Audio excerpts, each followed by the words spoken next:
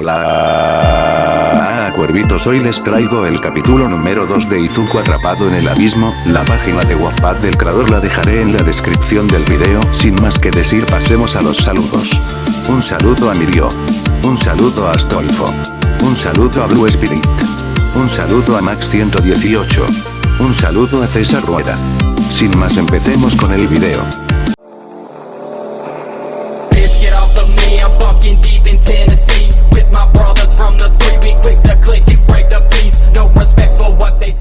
Capítulo 2. Entrenamiento para el examen de la UA, flashback en el abismo. Izuku desafió al sátiro 8 veces antes de lograr derrotarlo. Tal era la diferencia de fuerza entre ambos que el peliverde se había visto obligado a huir 7 veces antes de asesinarlo, y le fue muy difícil hacerlo pues tardó casi 15 días desde que le vio por primera vez. Como en fuerza física era muy inferior al hombre cabra, el peliverde estaba obligado a depender de sus estrategias para lograr la tan deseada victoria. No fue nada fácil teniendo en cuenta que Deku había llegado al abismo hace 2 semanas. Izuku no tenía forma de ver cuándo pasaban los días porque no se veía el cielo, así que dependía del reloj para ir calculando el paso de las horas. La estrategia fue fácil a la hora de elaborarla, pero llevarla a cabo consistía en todo un reto. Izuku era consciente de que podría morir de un golpe, incluso una simple herida podía ser letal allí en el abismo. Deku se puso la mochila sobre los hombros y comenzó a caminar con los nervios a flor de piel. En sus manos no llevaba el hueso, sino un insecto muerto muy similar a una cucaracha del tamaño de un balón de fútbol. El olor era tan asqueroso que no se atrevía a respirar por la nariz. El sátiro apareció rápidamente, cerca de la piedra grande donde Izuku se había sentado a descansar hace 2 semanas. Era el momento de poner en marcha ese plan que tanto tiempo le había costado diseñar. El sátiro se acercaba con un aire amenazante que hizo sentir miedo a Izuku. En uno de los brazos de la criatura había una cicatriz mal curada que le hizo el peliverde unos días atrás. Izuku respiró hondo. ¿Cómo estás hoy, hombre cabra? Se burló el peliverde mientras le hacía una peineta descaradamente. Espero que te hayas arreglado las pezuñas porque vas a morir. El intento de provocación había dado sus frutos cuando el sátiro emitió un rugido de furia. La primera parte del plan estaba hecha. Si tanto me odias, estúpida cabra, ven a matarme, continuó burlándose Izuku con descaro. El estilo partió en palo de madera que siempre blandía de lo enfadado que estaba. Venga, estúpida cabra, ven a por mí, a menos que seas una gallina con cuernos. Oh sí, ahora el sátiro sí estaba enfadado. La criatura cargó hacia adelante como si fuera a embestir como un toro. Izuku se permitió una sonrisa antes de esquivar el ataque y arrojar el insecto muerto contra el sátiro. La cucaracha gigante se rompió como un huevo, liberando fluidos amarillentos que apestaban a mierda. El sátiro comenzó a caminar como si estuviera perdido. Tropezaba, chocaba contra las paredes y daba vueltas sobre sí mismo. Hace unos días Izuku había averiguado que el sátiro veía muy mal y que eran sus sentidos del olfato y del sonido los que le guiaban. Puesto que las entrañas de la cucaracha olían muy mal, el sátiro no podía emplear el olfato. Si Izuku no hacía ruido, el sátiro no podrá verle. Ahora podría acercarse sin peligro al hombre cabra y matarlo, no obstante no quería arriesgarse a hacer eso. Su plan tenía una última parte en la que el monstruo moriría sin tener que mover ni un dedo. Un sonido como el de un ejército de ratas se empezaba a escuchar por los túneles del abismo. Al principio Izuku vio una manta grisácea acercarse a ellos, pero después consiguió distinguir los cuerpos de decenas de insectos hambrientos. Era una casualidad que las cucarachas gigantes fueran la comida de un centenar de insectos que eran atraídos por su peculiar olor, y era otra casualidad que ahora el que olía a cucaracha era el sátiro. En la actualidad, pareces bastante tenso, Midoriya-kun, dijo la psicóloga apuntando algo en un cuaderno. Izuku se encontraba en la oficina de la psicóloga, que contrató su madre para ayudarlo con cualquier problema mental que fuera ocasionado por el secuestro. Esto a Midoriya no le hacía no pizca de gracia porque se sentía expuesto al revelar sus emociones. Eso era de débiles.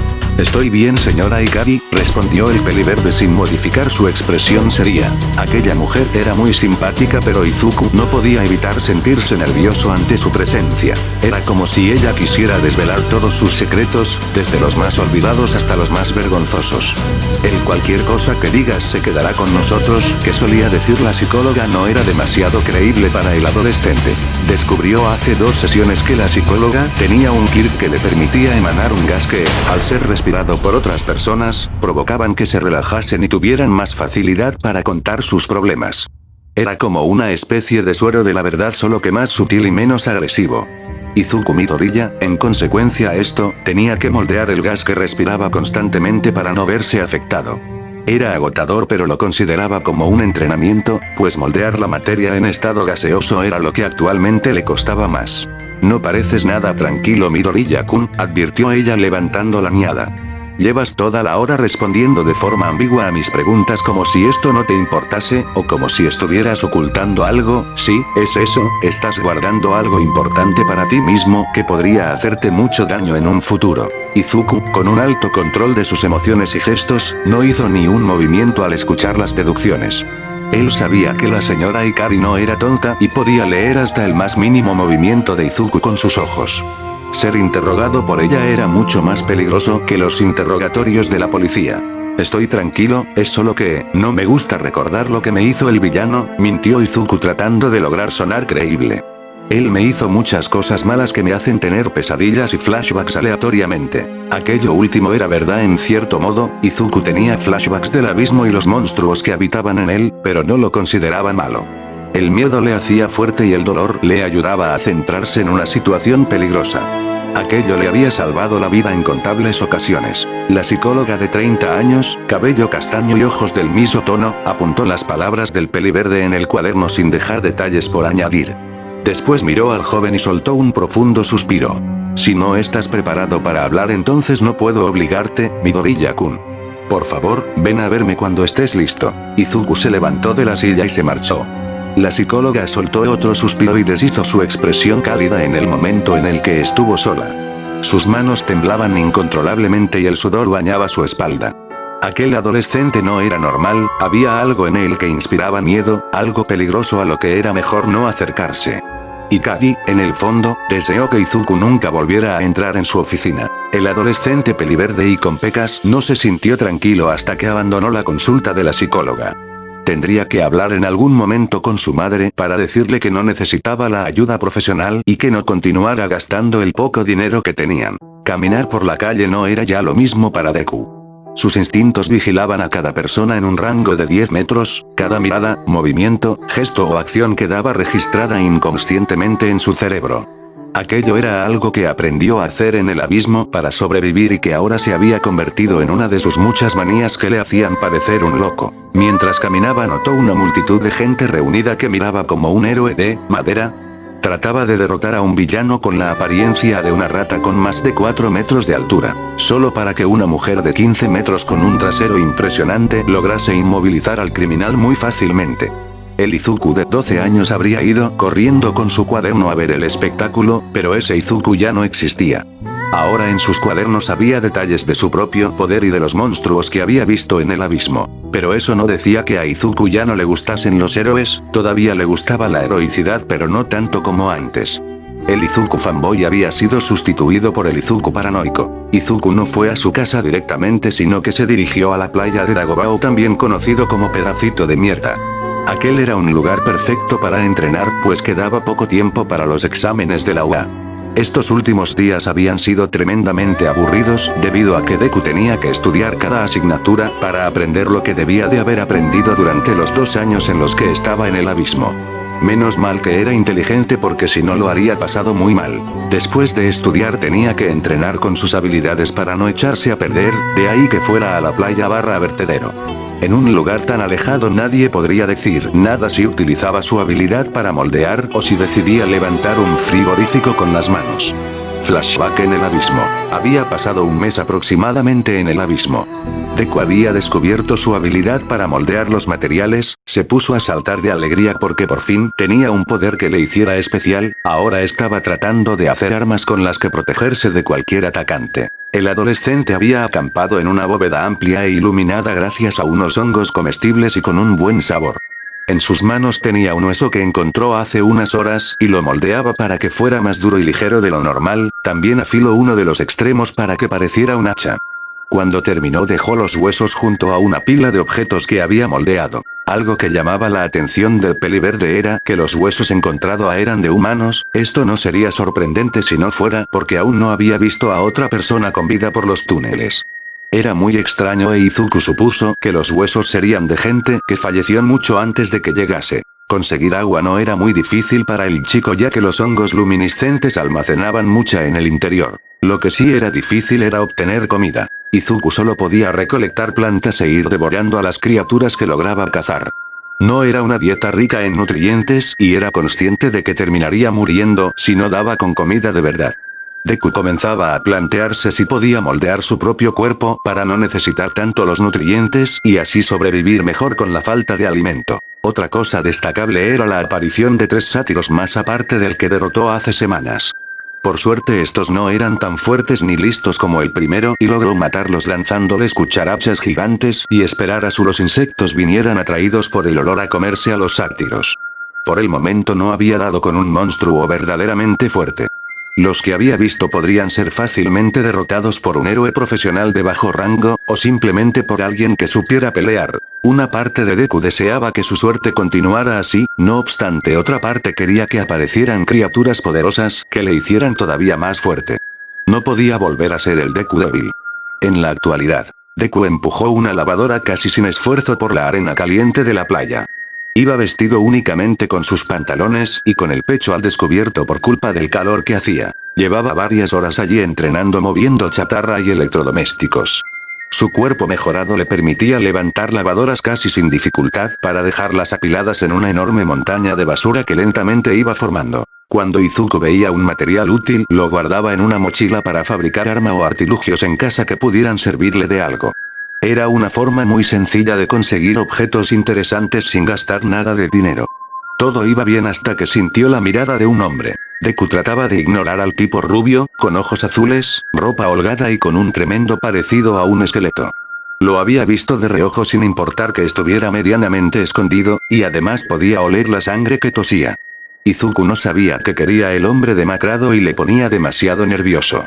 En el abismo cuando una criatura te miraba por un largo rato es porque estaba interesada en ti, y si está interesada en ti significa que quiere comerte o que quiere follarte y tener hijos contigo, para desgracia de Deku casi siempre era la segunda opción.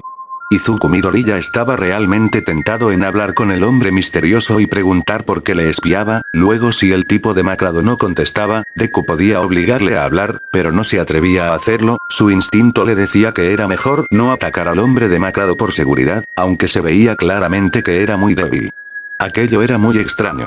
Cuando el sol se estaba poniendo, Deku se puso la camiseta de nuevo y regresó a casa con la bolsa con los materiales que había recogido.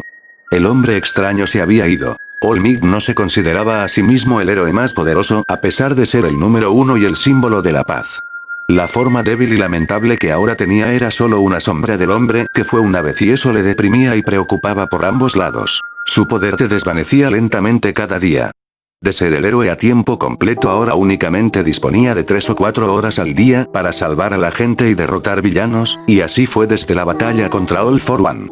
Para su suerte los habitantes de Japón aún confiaban en él y no eran capaces de ver del descenso en su productividad como héroe, o simplemente no querían darse cuenta. All Might Totoshinori Yaji solía pasear todos los días por la playa de Dagobah, el actual vertedero de la sociedad, al mismo tiempo que pensaba en algún candidato para heredar su poder y el manto como número 1. Su antiguo amigo Nigiteye le había presentado hace 2 semanas a Togata Mirio, un adolescente que iba a empezar su tercer año de UA y que representaba a simple vista los ideales de un héroe, y además tenía un poderoso Kirki experiencia en el combate. Sí, era lo que All Might deseaba, y le habría entregado su poder sin problemas, sin embargo la atención del héroe número 1 había sido fuertemente atraída por un joven peliverde que no parecía tener más de 13 o 14 años. A simple visto el chico daba lástima por lo delgado, pálido y bajo que era. All Might estuvo a punto de ofrecerle algo para comer pues el chico parecía un vagabundo, pero ese pensamiento se disipó cuando le vio levantar un refrigerador con las manos desnudas como si fuera lo más fácil del mundo.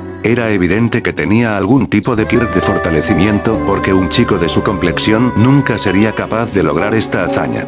Pero, lo más raro de todo, era una voz que sonaba dentro de la cabeza del héroe que le decía que tuviera cuidado con el chico. El joven peliverde iba todas las tardes a la playa de Dagobah y All Might siempre se escondía para observar cómo movía grandes cantidades de chatarra como si fuera fácil. El héroe número 1 temía que alguien le viera acechar al adolescente y pensaran de él como un pervertido. No era la primera vez que alguien pensaba que era un ladrón o un drogadicto debido a su forma demacrada. Tal vez ese chico sea un candidato para heredar mi poder, se dijo a sí mismo una vez mientras admiraba al joven aplastar una lavadora con su propia fuerza física, parece bastante fuerte y, el hecho de que esté tratando de limpiar la playa lo convierte en alguien que se preocupa por el entorno.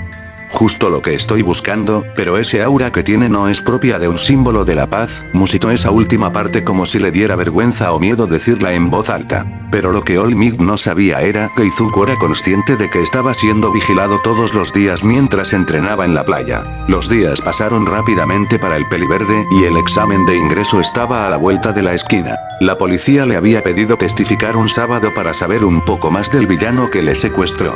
Esto a Izuku le molestaba un poco porque tenía que inventarse una excusa para no revelar la existencia del abismo. El peliverde le contó una buena mentira a un detective hasta que este le dejó tranquilo. El detective Naomasa había visto decenas de secuestros a lo largo de su carrera, algunos terminaban bien y otros no. Interrogar a las víctimas de estos sucesos era siempre una tarea complicada porque tenía que ser consciente de que a los secuestrados no les gustaba tener que recordar lo que vivieron mientras eran retenidos contra su voluntad por el secuestrador.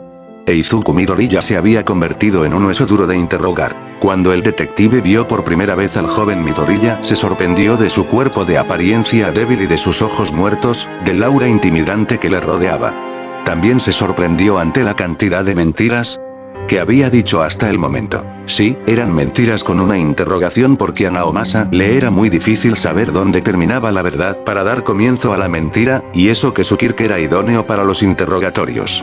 Aparte de eso, Midoriya nunca daba detalles concretos de su secuestrador ni cómo había huido. Aquello era frustrante porque había interrogado al joven 4 veces y lo único en claro que había sacado era: me llamo Izuku Midoriya, fui secuestrado durante 2 años hasta que me escapé. Esa sencilla frase era 100% verdad, nada útil para detener al villano. Naomasa sospechaba que Midoriya sufriera el síndrome de Estocolmo o simplemente tuviera miedo de que el villano tratara de hacerle algo si revelaba la verdad. Naomasa cada vez tenía más ganas por saber lo que sucedió durante la desaparición del joven. Era hora de iniciar una investigación por su propia cuenta, comenzando por interrogar a la antigua escuela a la que Izuku había asistido, Aldera Junior, que era famosa por sus maestros que miraban hacia otro lado durante los casos de bullying. La escuela ya tenía mala fama para que ahora estuviera metida en un caso de secuestro. Esto pintaba a algo más grande de lo que Naomasa se imaginaba. Fin del capítulo número 2.